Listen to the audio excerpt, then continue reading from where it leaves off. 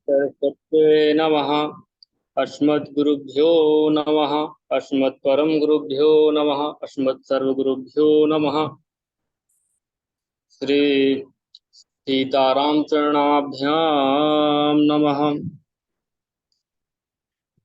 लोकाभिरामं रणरङ्गधीरं राजेव नेत्रं रघुवंशनाथं कारुण्यरूपं करुणाकरन्तं श्रीरामचन्द्रं शरणं प्रपद्ये। मनोजगम्बारुततुल्यवेदं जितेन्द्रियं बुद्धिमतां वरिष्ठं वातात्मजं भावानरयोधमुख्यं श्रीरामदूतं शरणं प्रपद्ये। नीलाम्भुजगश्यामलकोमलाङ्गं सीतासमारूपितवामिभागम् पाणो महासायतचारुचापं नमामि रामं रघुवंशनाथं। श्रीराम राम रघुनंदन राम राम। श्रीराम राम भरता गज राम राम। श्रीराम राम रणकरकस राम राम। श्रीराम राम शरणं भव राम राम। सीताराम चरण रति मोरे अनुदिन बढ़ऊ अनुग्रह तोरे। सिया राम मैं सब जग जाने करहूँ प्रणाम जोर जुग पानी। उमा कहूँ मैं अनुभव अपना शत हरि भजन जगत सब सुपना। तो कहे दंडवत प्रभूषण तुम्हें कहो कर जोर और बार बार रघुनाथ कहूँ सुरति कराय मोर। जय जय राजा राम की जय लक्ष्मण बलवान जय कपीश सुग्रीव की जय अंगद हनुमान। राम नगरिया राम की बसे गंग के तीर अटल दास महाराज की चौकी हनुमत वीर। जय जय काग भुसुंड की जय जय उमा महेश जय जय मुनि भरद्वाज की जय नारद अवशेष।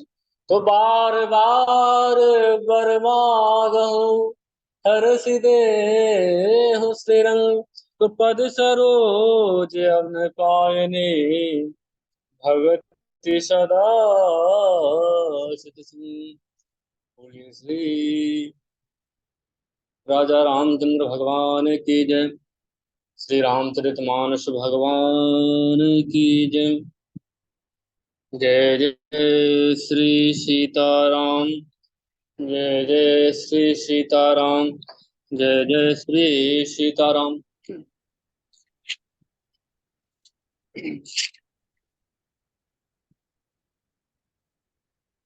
अनंत कोटि ब्रह्मांड नायक अचित कल्याण करुणा करुणालय अकारण करुणावडालय अकारक सकल जन काल्य सापहारक परात्पर ब्रह्म श्री राघवेंद्र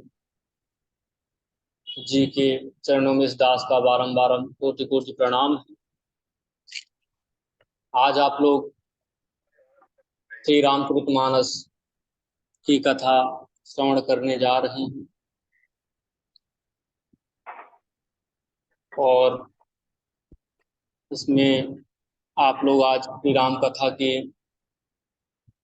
पावन सुरसई गंगा में गोता लगाएंगे और कथा श्रवण करेंगे। और श्रीमद् भागवत कथा में एक अद्भुत प्रसंग है। श्री रामचरितमानस में एक अद्भुत प्रसंग है केवट भैया और प्रभु श्री रामचंद्र जी का, जिसमें पिछली रात्रि भगवान जो है विश्राम करते हैं। तो वहां पर निषाद जी और निषाद राजगुह और लक्ष्मण जी पहरा देते हैं। तो वहां पर लक्ष्मण जी निषाद राज से कहते हैं कि राम जी ब्रह्म हैं, वाणी से और से इनके चरण में प्रेम रखना ही जीवन का सिर्फ परमार्थ है। तब वहीं पर हमारे केवट भैया भी पहरा दे रहे थे। जब उन्होंने यह बात सुनी तो उन्हें पता लगा कि ये भगवान नहीं, ये नर नहीं, ये है। और प्रातः काल हुआ तो निषाद राजगृह के पास पहुंचे और गए तो प्रणाम किए, बोले हे प्रभु, मैं आपसे एक वरदान मांगने आया हूं। तब तब निषाद राजगृह ने कहा, मांगिए, क्या मांग रहे हैं? तब केवट भैया ने कहा कि आज गंगा के किनारे कोई भी नाविक ना जाए, और आज गंगा के किनारे मेरे अलावा वहां पर कोई ना रहे। मुझे खाली इतना वर दीजिए कि राम और लक्ष्मण सिर्फ मेरी नाव से ही उस पार जाएं। तब निषाद राज बोले, बस इतनी सी बात? बोले हाँ। बोले चलो ठीक है, जाओ, मैंने आपको वरदान दिया। अब प्रातः काल हुआ, भगवान प्रातः क्रिया से निवृत्त होकर निषाद राजगृह से बरगद के वृक्ष का दूध मंगवाया और लक्ष्मण जी के साथ सर पर जटाओं का मुकुट बना लिया। क्योंकि 14 वर्ष वन में रहना है, इसलिए अपने केसों को अपने केसों को सुरक्षित किया। और यह वेशभूषा देखकर सुमंत जी रोने लगे। और सुमंत जी कहते हैं कि आपके आपके पिताजी ने कहा है उनको 4 दिन वन दिखाकर वापस लाना है। तब राम जी ने कहा, तात धर्म न दूसर सत्य समाना। राम जी सत्य की दुहाई देते हुए कहते हैं कि हे तात, सत्य से बड़ा कोई धर्म नहीं है। और आज माता पिता दोनों की आज्ञा है कि 14 वर्ष का वनवास राम जी करके आए। तो इसलिए आप जाइए और मेरे और पिताजी को मेरा कोटि कोटि बारंबार प्रणाम कहिएगा, और कहिएगा कि राम जब वन से आएगा तभी आपको प्रणाम करेगा। तब भी सुमंत जी नहीं जा रहे। तब राम जी ने जबरदस्ती उनको भेजा। बरबस राम सुमंत पठाए। और जब पिछली रात्रि निषाद राज सबको पहरे में लगाए थे, तब वहां पर केवट जी भी पहरा दे रहे थे। तब लक्ष्मण जी ने कहा कि राम जी नर नहीं ब्रह्म है। तब केवट ने वहां पूरी बात सुन ली थी। अब जैसे ही ये बात केवट जी ने सुना तो सुबह सुबह निषाद राज के पास जाने के बाद वर मांगा, और वर मांगने के बाद फिर गंगा के तट पर जाते हैं। और जाने के बाद उन्होंने सोचा कि अगर नाव गंगा के तट पर रहेगी तो भगवान आकर चढ़ जाएंगे, और जब भगवान आकर चढ़ जाएंगे तो मैं उनसे कुछ नहीं कह पाऊंगा। इसलिए नाव को पहुंच से दूर रखना ही अति आवश्यक है, अति शुभ रहेगा। तो उन्होंने नाव को ले जाकर गंगा के बीच पर रख लिया। और आज देखिए, जो भगवान पूरी सृष्टि को देते हैं, पूरी सृष्टि के अन्नदाता हैं, भरण पोषण करता है, पालन करता है, आज वही भगवान आज केवट के सामने हाथ फैलाकर मांग रहे हैं और कहते हैं, अरे मांगी नावो ना केवट आना, कहाई तुम्हार मरम मैं जान।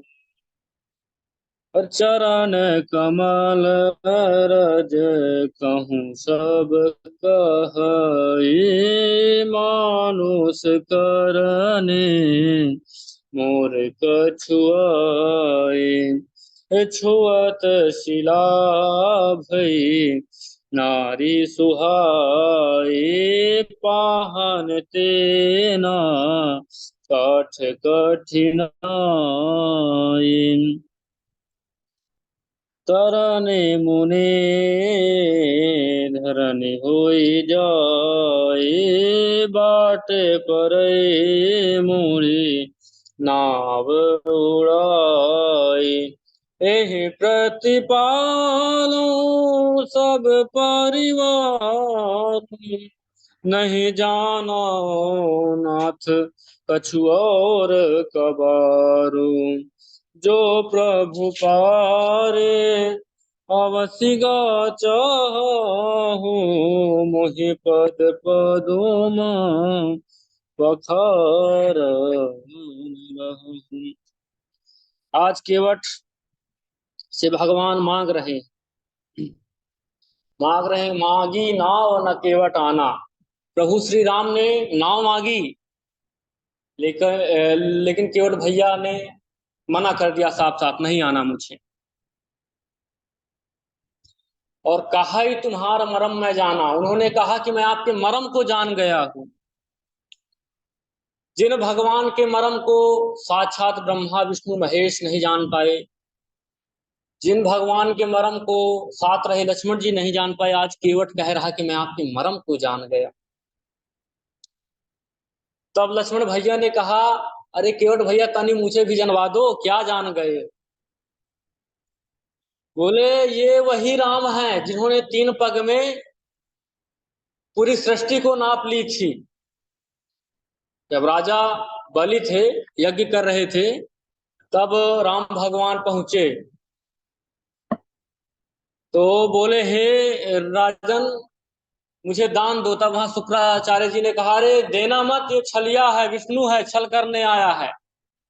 तब वहां बलि ने कहा कि गुरु जी आप जीवन पर्यंत मुझे सिखाए कि दान करो, पुण्य करो, आज जब साक्षात भगवान मेरे से मांगने आए हैं तो आप मुझे मना कर रहे हैं।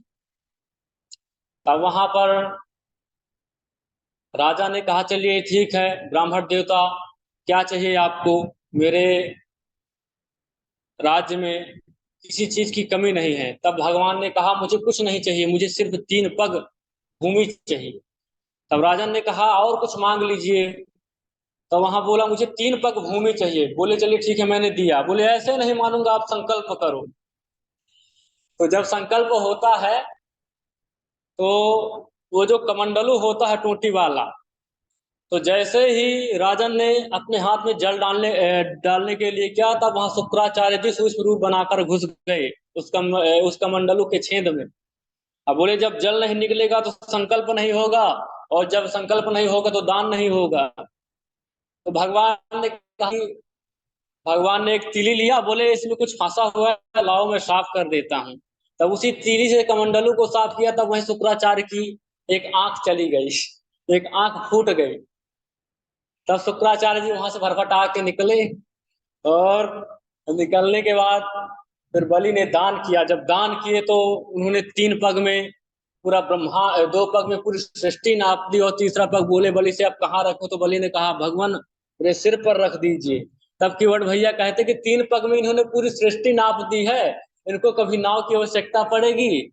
बोले इनका मर्म मैं ये जान गया हूं कि आज ये नाव का माध्यम बना के इस केवट को अपना चरणामृत पिलाने आए हैं। तब लक्ष्मण जी बोले, अच्छा ये बात है? बोले हाँ। तो बोले चलो ठीक है, अब हमें गंगा पार कराओ। तब बोले नहीं, ऐसे गंगा नहीं पार कराऊंगा, जब तक मैं चरण नहीं धुलूंगा तब तक गंगा पार नहीं कराऊंगा। बोले अरे भैया चरण में ऐसी क्या बात है? बोले चरण में ही तो जादू है, एक जड़ी है इनके पैर में जो पत्थर को स्त्री बनाती है। तब वहां पर लक्ष्मण जी कहते हैं कि ना जाने भैया ने रास्तों में कितने पत्थरों पर पैर रखा है, वो तो कभी स्त्री नहीं बने हैं। आप बोल रहे हैं इनके चरण में जादू है, जड़ी है। बोले ऐसे नहीं होता, राम जी जिस चीज की ओर अपने हाथों से इशारा करके बोलते हैं वही चीज स्त्री बनती है। और मैं जाति का मल्लाह, और इनके चरणों की जड़ी से ब्राह्मणी स्त्री उत्पन्न होती है, और मैं मल्लाह हूं, और एक ही स्त्री उसका भरण पोषण नहीं कर पा रहा हूं, कल के दिन ये ब्राह्मणी उत्पन्न हो जाएगी और बोलेगी कि मेरे लिए अलग घर बनाओ, अलग भोजन की व्यवस्था करो। अलग खाना दो, तो मैं कहाँ से जाऊंगा? और ये जो नाव है, इसी से मेरा परिवार पलता है नाथ। इस पेट पर लात मत मारिए नाथ, रोजी रोटी पर लात मत मारिए। भगवान से ऐसी प्रार्थना करता है और बोलता है, हे नाथ, मैं इसके अलावा और कोई मेरे पास कमाने का साधन नहीं है। तब भगवान कहते हैं, अच्छा चलिए ठीक है, कोई बात नहीं, तुमको जैसा उचित लगे तुम वैसा करो। तब वहां केवट भगवान से प्रार्थना करता है कि पद कमल धोई चढ़ाई नाव, अनाथ उतराई चहो, मुहि राम रौरी आन दशरथ, शपथ सब साची कहो, बरुती मार लखान पे जब, लगे न पाए पखारी हों, कब लागी न तुलसी दास नाथ, जब लागी तुलसी दास नाथ, कृपाल चारु तारि हों, कृपाल चारि हों, चुन के बट के बैन प्रेम लपेट, अटपटे वैसे करुणा तय जान की लखन करे। तब वहां केवट प्रार्थना करता है, जब तक आपके चरण नहीं धुलूंगा तब तक मैं आपको पार नहीं उतारूंगा।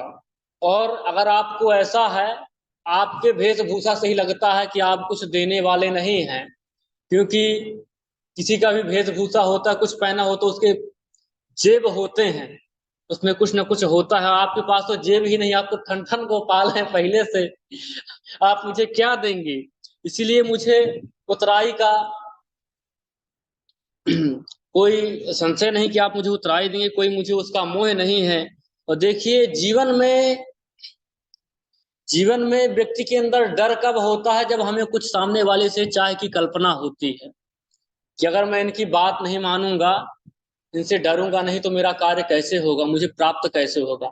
आज केवल को कुछ चाहिए ही नहीं, तो वो एकदम एकदम निडर है, भगवान के सामने खड़ा है। और अब लक्ष्मण जी को इतने में गुस्सा आता है। अरे बोलते हैं, केवल तुम बात ही बात में उलझाए पड़े हो, ना तो पांव धुल रहे हो, ना तो पार उतार रहे हो। अब अब हम लेट हो रहे हैं, अगर ऐसा करोगे तो मैं बाण मार दूंगा। तब वहां बोल रहे हैं कि आप बाण मारो, मैं पैर नहीं धुलूंगा, आप नहीं जाएंगे पार। तब वहां राम भगवान लक्ष्मण जी को समझाते हैं और बोलते हैं, लखन जी के सामने केवट भैया सीना तान के खड़े हो गए, बोले इससे अच्छा मौका कभी हो ही नहीं सकता, आप मार दीजिए बाण, मेरे मार दीजिए, कोई दिक्कत नहीं।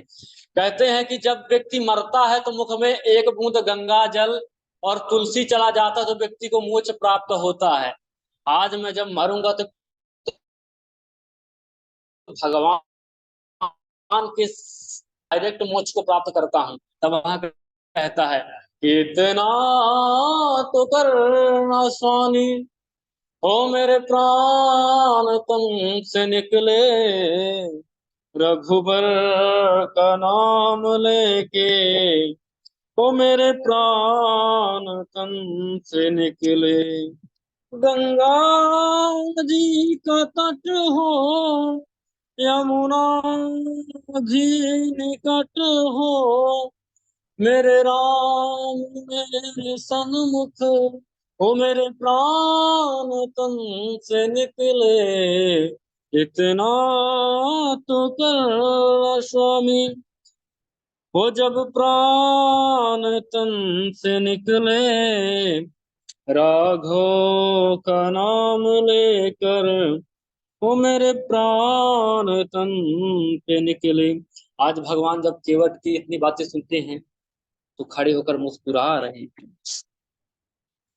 और मुस्कुरा रहे हैं कि कृपा सिंधु बोले मुस्काई, सोई करो जेहि तब नाव ना जाए। बोले चलो केवट वही करो जिससे तुम्हारी नाव ना जाए। तो केवट भैया ने कठौता का इंतजाम किया और कठौता का इंतजाम करते ही भगवान के चरण धुले। तो अब चरण धुले और चरण धुलने के बाद उन्होंने चरणामृत का पान किया। जब पान किया तो भगवान एक पग जमीन पर रख दी तो उनके पैर पर रेत लग गई। तो फिर से केवट ने बोला भगवान आपका पैर गंदा हो गया, एक बार फिर से धुलवाइए। कि अति आनंद उमगी अनुराग चरण सरोज पखारन लागा। तो बोले प्रभु एक बार और धुलवाइए। तो बोले इस तरह तो बार बार हमारा पैर गंदा होगा, क्या तुम बार बार धुलोगे? बोले हाँ नाथ। तब बोले केवट भैया सर पे पगड़ी बांधे थे, गमछा था उनके पास, साफी था, तो उन्होंने जमीन पर बिछा दिया। बोले नाथ अब नहीं गंदा होगा, अब मैं धुल रहा हूं, आप पैर इस पे रखिएगा। तब उन्होंने भगवान के चरण को धुला और धुलने के बाद उसमें गमछे पे रखवाया। कि पद पखार जलपान कर आप सहित परिवार पितर पार कर प्रभु पुनि मुदित गयो ले पार। तब भगवान के चरणों को धुलकर एक तो खुद कृतार्थ हुआ, अपने बच्चों को चरणामृत पिलाया, अपने अर्धांगिनी को चरणामृत पिलाया, इसके बाद पितरों को पिलाया, मतलब सबको चरणामृत का पार किया। और पार कराने के बाद भगवान को नौका में बैठाया और नौका में बैठाने के बाद भगवान को आज गंगा पार करा रहा है। जब गंगा पार करा रहा है तो गंगा मैया प्रसन्न होती है, आज साक्षात भगवान मेरे को स्पर्श करते हुए जा रहे हैं। तब वहां गंगा माँ बहुत उफान में है, तब वहां केवट भैया माँ गंगा से प्रार्थना करते हैं कि अरे मेरी नैया में बैठे राजा राम की गंगा मैया धीरे चलो। ओ मेरी नैया में बैठे राजा राम की गंगा मैया धीरे चलो। तब वहां केवट भैया माँ गंगा से प्रार्थना करते हैं, कहते हैं हे माँ मेरी नैया में साक्षात भगवान बैठे हुए हैं, आप धीरे चलिए। तब गंगा मैया जब उफान में है तो भगवान को डर लग रहा है, तो केवट से बोलते हैं केवट भैया डर लग रहा था। केवट भैया बोल रहे हैं महाराज मेरा हाथ पकड़ लीजिए, आपको डर नहीं लगेगा। बोले चलिए ठीक है। तो उतर ठाढ़ भय सुरसरी रेता सिय राम ग्रह लखन समेता। निषाद राज और लक्ष्मण जी सहित श्री सीता जी रामचंद्र जी नाव से उतर कर गंगा जी रेत बालू में खड़े हो गए। तब केवट उतरकर दंडवत की और दंडवत देखकर प्रभु को संकोच हो गया। केवट जी के मन में आज ये भावना उत्पन्न हुई कि मैं पिता के समान हूं और यह पुत्र के समान है, क्या मेरा कर्तव्य यही कहता है कि आज मैं केवट को बिना कुछ दिए हुए वापस भेज दूं? वन जाने के पहले माता कौशल्या ने माता सीता से एक बात कही थी। बोले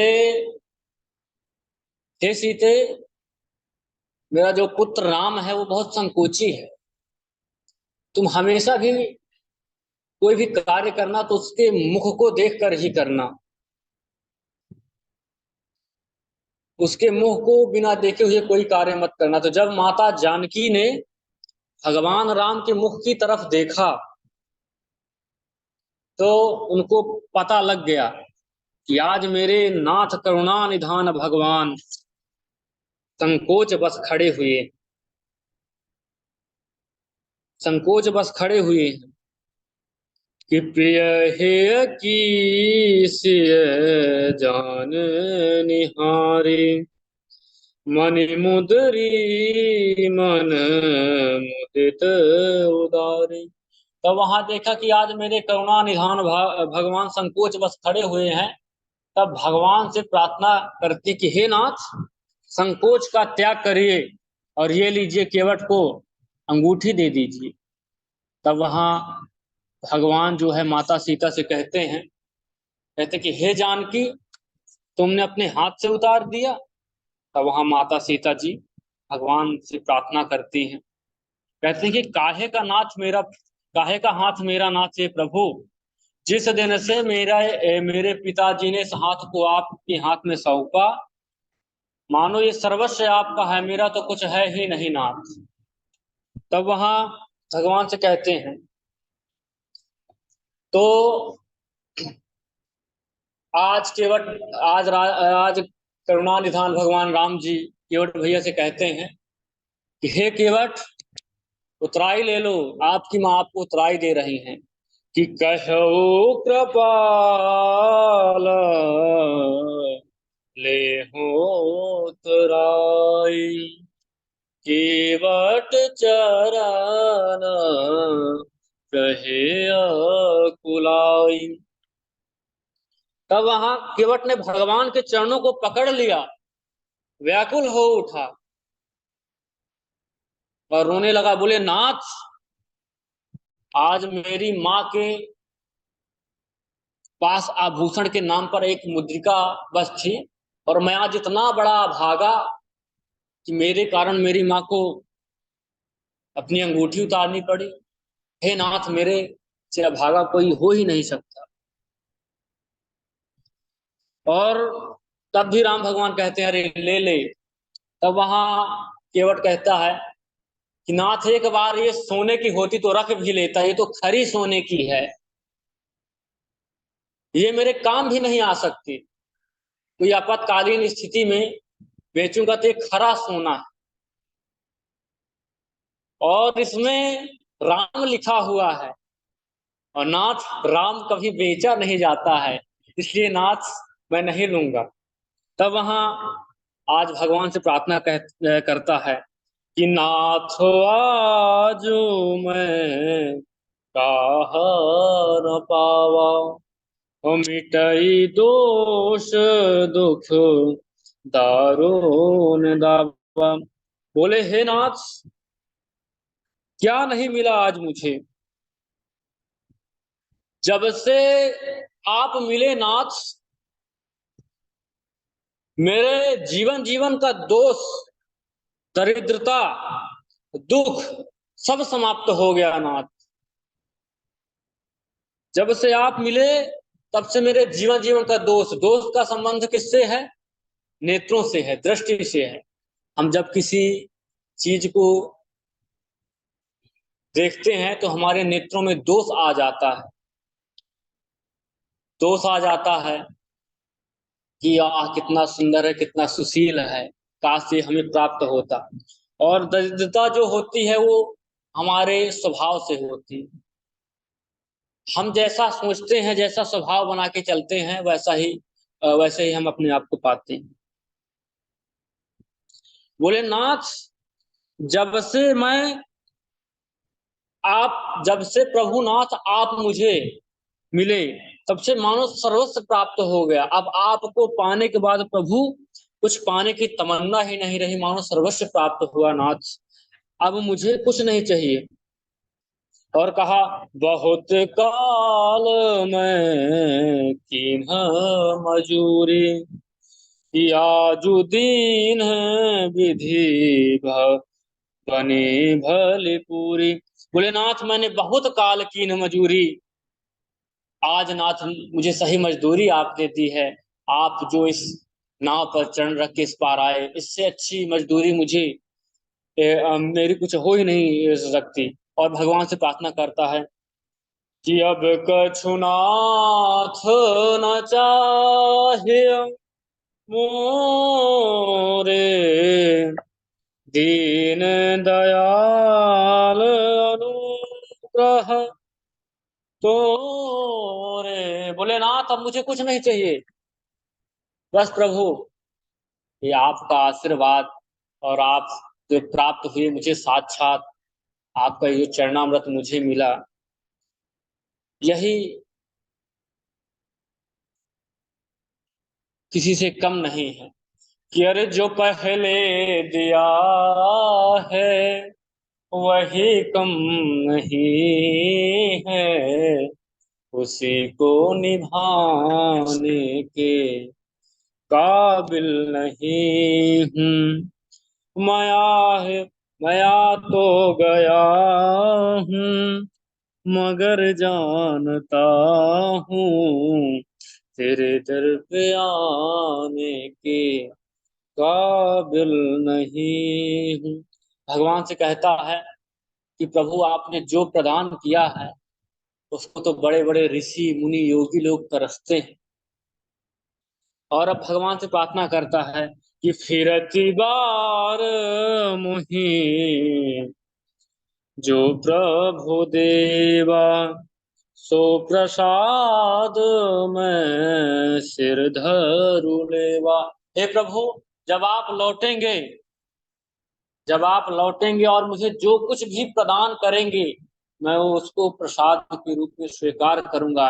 इसलिए नाथ अब मुझे कुछ मत दीजिए। तब भी मैं भगवान ने नहीं माने और तब भी ने कहा हाँ ले ले। जब केवट ने कुछ नहीं लिया तब वहां कि बहुत कीन है प्रभु लखन से है, नहीं कछु केवट ले विदा कीन करुणायतना भगत विमल बरुदे। ये हमारे प्रभु श्री राम करुणा निधान भगवान किसी को खाली हाथ तो वापस भेज ही नहीं सकते। जब उनका नाम ही करुणा निधान है तब वहां प्रभु श्री राम जी, लक्ष्मण जी और सीता जी ने बहुत आग्रह किया, यत्न किया, पर केवट कुछ नहीं लेता। तब करुणा के धाम भगवान श्री रामचंद्र जी निर्मल भगति, विमल भगति, भग, विमल भक्ति भगवान भगवान जो है केवट को वरदान विमल भक्ति का देते हुए विदा करते। बोले राजा रामचंद्र भगवान की जय, सियावर रामचंद्र की जय, लखन लाल की जय। अरे चारों मैयन की जय, चारों भैयन की जय। हरे राधे श्याम वंदना, सीताराम वंदना, अंजनी के नंदन की बार बार वंद। चारों मैयन की जय, चारों भैयन की जय। बोले हनुमत हठीले की जय जय जय। चारों मैयन की जय, चारों भैयन की जय। बोलो हनुमत हठीले की जय जय जय। राधे राधे गुरु जी, प्रणाम। बहुत सुंदर, बहुत बढ़िया आदित्य गौतम जी। गुरु बहुत जी ये पहली बार का प्रयास था। बहुत अच्छा, बहुत बहुत अच्छा। बढ़िया गौतम जी, बहुत बढ़िया। कुछ खास नहीं है। बहुत अच्छा बोले। पहली बार में इतना अच्छा किए हैं तो अब क्या बताएं। अब तो आपकी आनंद बहुत भाई। सुंदर भैया, बहुत सुंदर। बहुत सुंदर गौतम जी, बहुत सुंदर। धन्यवाद धन्यवाद आप सभी का।